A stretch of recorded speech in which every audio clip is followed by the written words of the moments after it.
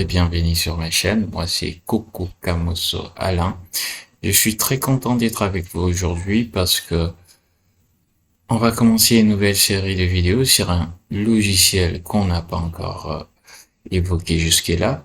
Et ce logiciel, c'est un logiciel des Dassault Systèmes, un logiciel très utilisé, que ce soit par des mécaniciens et par des électriciens, par des industriels évidemment, comme moi.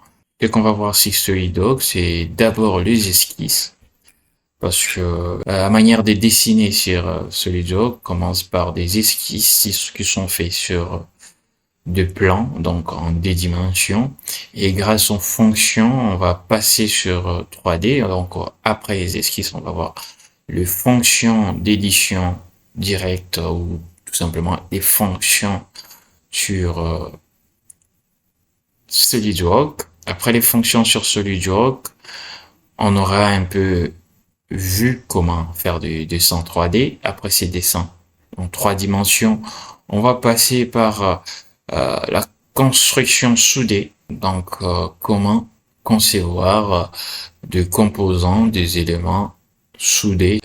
Après c'est là, on va voir la tôlerie. Et dans la tôlerie, on va voir comment générer, comment éditer, comment modifier des tôles. Après la tôlerie, si le temps le permet, on va voir aussi la modélisation surfacique, donc le surface sur SolidWorks. Il peut être très intéressant quand il faut faire des coques et tout le reste. Peut-être même certaines pièces, par exemple de bouteilles plastiques, tout ça, on peut modéliser très rapidement avec les fonctionnalités surfaciques sur SolidWorks.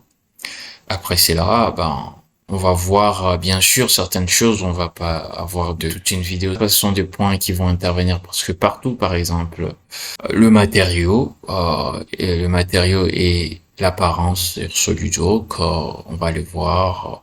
Mais ça sera peut-être dans pas une vidéo spéciale, mais ça va dépendre de vos commentaires et vos suggestions sur ce que vous voulez qu'on puisse télé.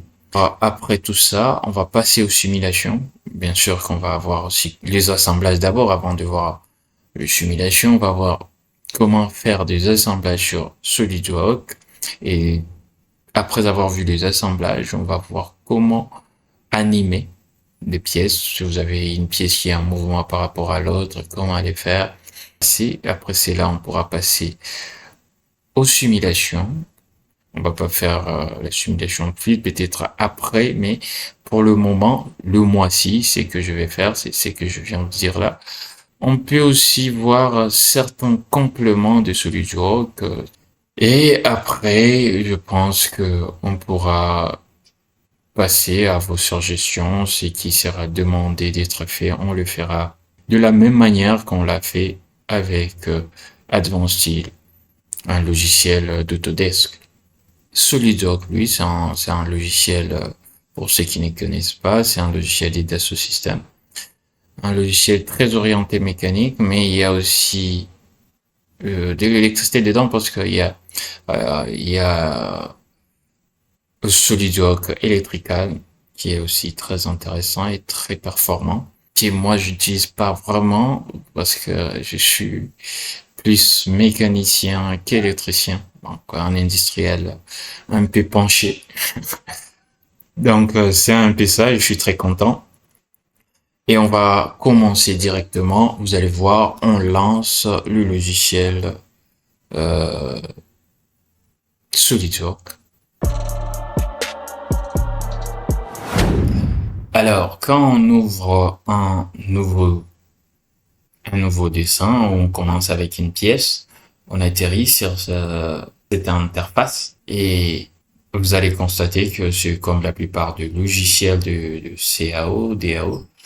Et on a la zone, ici on a la zone de travail, que vous voyez sur le milieu.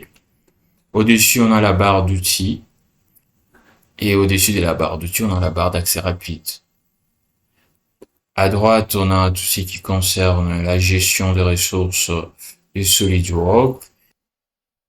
Et ici, à gauche, vous allez retrouver le manager, l'arbre de conception, le Property Manager à côté et tout le reste de la configuration. Donc, si vous avez plusieurs configurations de votre pièce, c'est ici que vous allez retrouver.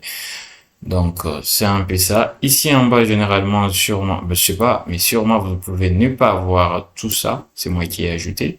Ce sont les accroches, les filtres de sélection, pardon. Mais généralement, c'est comme ça. Et vous allez retrouver ici les unités que vous utilisez. Moi, je suis en millimètres, grammes, secondes du système international, je pense. Et vous pouvez changer si vous désirez changer, mais c'est dans ces unités que je préfère travailler. Millimètres, grammes, secondes.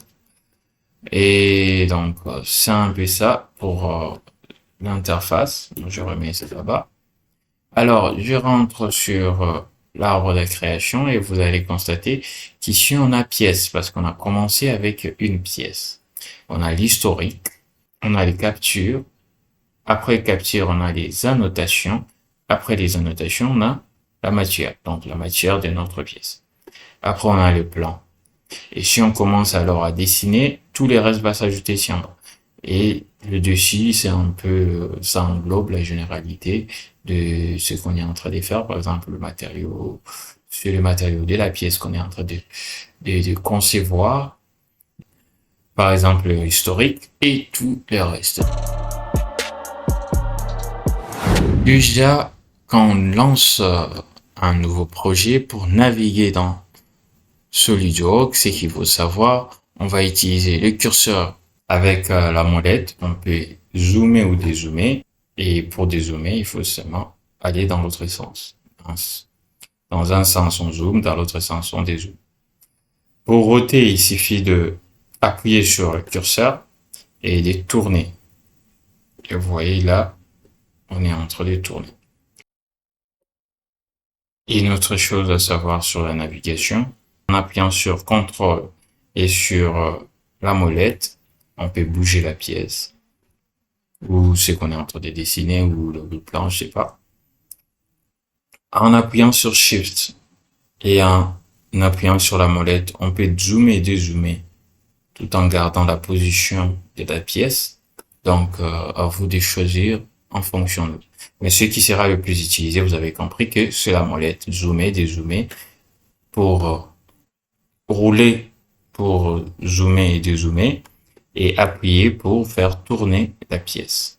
L'interface et la navigation étant déjà présentées, on peut passer directement à l'esquisse comme je l'ai dit au départ dans une autre vidéo. Donc, à tout à l'heure, on se retrouve dans esquisse.